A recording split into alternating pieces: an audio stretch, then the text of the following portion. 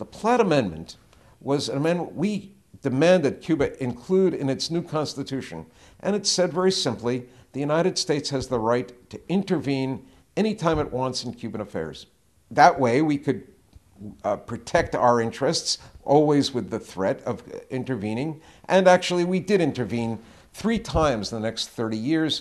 Twice we stayed for more than 3 years as an occupying force to make sure the Cubans got the message that our property was important. Another part of the Platt Amendment said that Cuba had to give the United States leasing rights to 3 naval stations, coaling stations, and we exercised that right for one in Guantanamo Bay, and it became the Guantanamo Naval Base. That's now infamous because where we had prisoners from the Afghan and Iraqi wars. That is still U.S. control. The Cubans no longer want us to have that.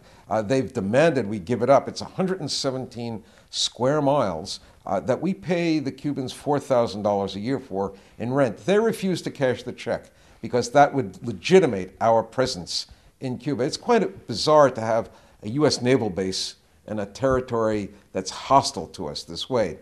And it certainly is very vulnerable, but it's a symbol of our continuing desire to dominate Cuba.